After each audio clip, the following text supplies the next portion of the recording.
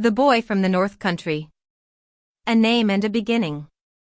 The man the world knows as Bob Dylan was not born with that name. He was born Robert Allen Zimmerman on the 24th of May, 1941, in the small city of Duluth, in the state of Minnesota, in the far north of the United States. His family was Jewish, the children and grandchildren of immigrants who had crossed the ocean from Eastern Europe in search of a safer life. Long before he became a legend, he was simply Bobby, a quiet, watchful boy from an ordinary family. Growing up on the Iron Range. When he was still a child, the family moved to Hibbing, a rough mining town on the Iron Range, a region of freezing winters, iron mines, and endless forests.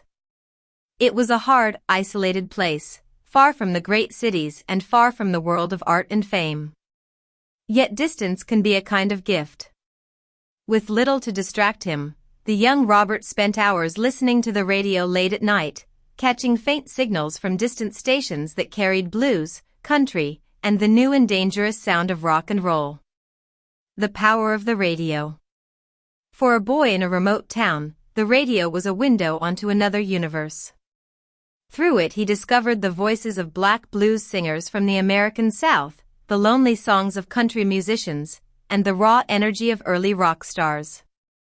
This mixture of sounds, sacred and rough, sorrowful and wild, would stay with him for the rest of his life.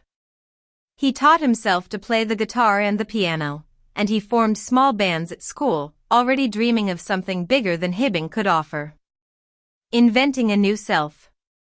As a teenager, Robert Zimmerman began the long process of inventing the person he wanted to become. He took the name Dylan, a choice often linked to the Welsh poet Dylan Thomas, although Dylan himself gave different explanations over the years.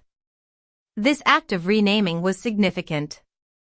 It was the first sign of a lifelong habit, the refusal to be fixed, the desire to shape his own identity rather than accept the one he had been given. A hunger to leave. By the time he finished school, one thing was certain: he would not stay. He briefly attended the University of Minnesota, but the lecture halls held little interest for him. What captured his imagination was the folk music he heard in the coffee houses of Minneapolis, and above all the songs and life story of one particular musician, Woody Guthrie, whose recordings he played again and again. Guthrie became his hero, his teacher, and his model.